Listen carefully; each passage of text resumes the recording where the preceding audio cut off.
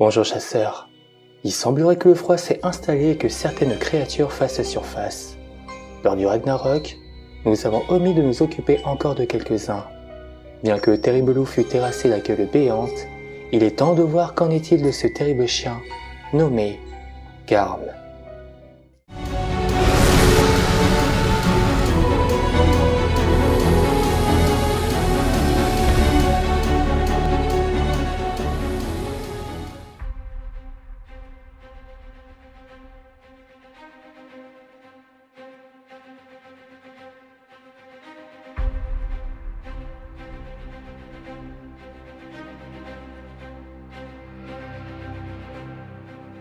Si je vous parle de chien des enfers, le nom qui vous vient à l'esprit est de suite le terrible Cerbère de la mythologie grecque. Néanmoins, si je vous disais qu'un subsiste dans les croyances des terres gelées du Nord, avec l'effroyable Garm, qui était littéralement le chien d'Hel, déesse des enfers ou des morts. Mais que disent les historiens à propos du grand chien qui gardait l'entrée du monde souterrain scandinave? L'image du chien aux portes des enfers est si souvent présente dans la mythologie qu'elle porte un nom. Le chien de l'enfer. L'un des principaux exemples de ce thème est la bête tachée de sang qui surveille l'entrée du royaume, qui nous a donné ce nom. Garm, ou Garmr, était le chien qui surveillait l'entrée d'Hel, identifiée comme Helheim. Appartenant à la déesse maléfique du même nom, elle était le plus grand royaume de l'au-delà scandinave. Le chien d'Hel se lâchait à Ragnarok, avec de nombreux monstres liés et emprisonnés pour ravager le monde des hommes. D'ailleurs, le chien Æthyr qui autrefois avait sacrifié son bras pour piéger le loup géant Fenrir s'entretua au combat. La familiarité de ce thème, cependant, fait partie de ce qui fait penser aux historiens que Garm n'était peut-être pas du tout le chien de l'enfer original. Plusieurs aspects du chien et de sa mythologie amènent les chercheurs à penser que Garm a été un ajout ultérieur à la mythologie nordique et à l'histoire de Ragnarok. Il correspond bien au thème du chien de l'enfer, non pas parce qu'il était le premier, mais parce qu'il était basé sur d'autres mythes. Dans la mythologie nordique, Garm était un grand chien de chasse taché de sang qui vivait à l'entrée d'Hel. Il était généralement décrit comme étant enchaîné à l'intérieur de sa caverne, Gnitbaellir, et dans un récit de voyage d'Odin dans le monde souterrain, le chien tirait sur ses chaînes et hurlait lorsque le dieu passa, pour entrer dans le royaume d'Hel. L'Edda poétique, lui, le décrit comme étant le plus grand de tous les chiens courants, tout comme Yggdrasil était le plus grand arbre et le Bifrost était le plus grand pont. Sa taille, sa force et sa férocité étaient légendaires et c'était probablement à cause de ces caractéristiques que Garm était souvent représenté comme un loup. Les poètes scandinaves, cependant, le décrivaient comme un chien de chasse ou de garde.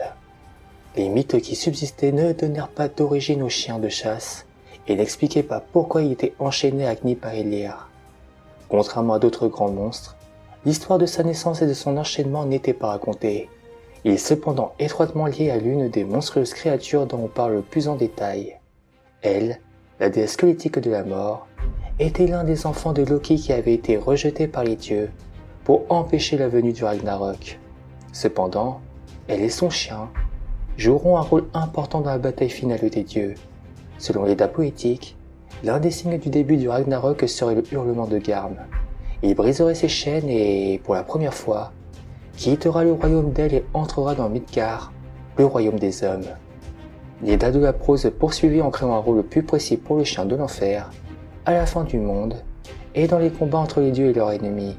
Tyr combattra comme dit précédemment Garm pour s'entretuer, mourant tous les deux dans la grande bataille de Ragnarok. Cependant, il est intéressant de spécifier que d'après les interprétations modernes, les historiens avaient interprété Garm de différentes manières, tout indiquant qu'il avait été ajouté à l'histoire plus tard.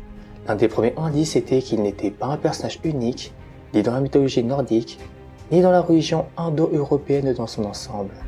Si l'association entre les chiens et le monde souterrain n'était pas unique à la Grèce, les historiens virent dans ce parallèle un signe possible d'influence ultérieure, car en effet il existait d'autres exemples connus d'écrivains scandinaves ayant été influencés par la popularité de la mythologie gréco-romaine à leur époque.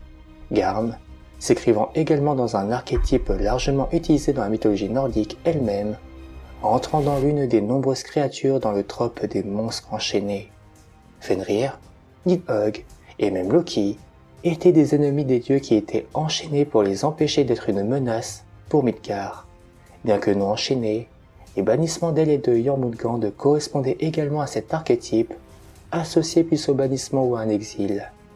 Garm, cependant, n'avait pas le même type de récit entourant son emprisonnement que ces autres monstres. Bien qu'il soit décrit comme sanglant, aucune histoire ne dit pourquoi les dieux avaient pensé qu'il était une menace suffisante pour l'enchaîner dans une grotte lointaine.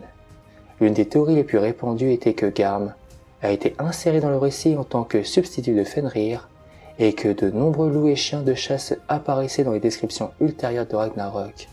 Alors que Fenrir était le plus grand d'entre eux, Garm semblait combattre Tyr, Skoll avalant le soleil et Ati détruisant la lune. Certains historiens ont émis l'idée que tous ces chiens étaient à l'origine un seul et même chien. Au lieu que de nombreux loups attaquèrent comme au début de Ragnarok, Fenrir était le seul responsable de toutes les destructions qu'ils allaient causer. Les créatures ayant alors probablement été différenciées pour rendre l'histoire plus intéressante et plus crédible.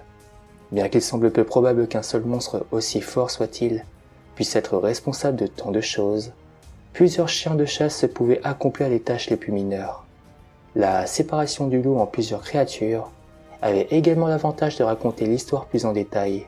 Chacun des dieux morts à Ragnarok pouvait alors se voir confier un ennemi différent à combattre, ce qui rendait la scène plus dynamique et plus passionnante. Cette théorie fut soutenue par le fait que de nombreux historiens pensèrent également que Surt et l'armée des géants de feu avaient été ajoutées plus tard à l'histoire, qui était également basée sur des motifs chrétiens. Dans l'histoire originale de Ragnarok, les dieux ne faisaient face qu'à Loki et ses enfants.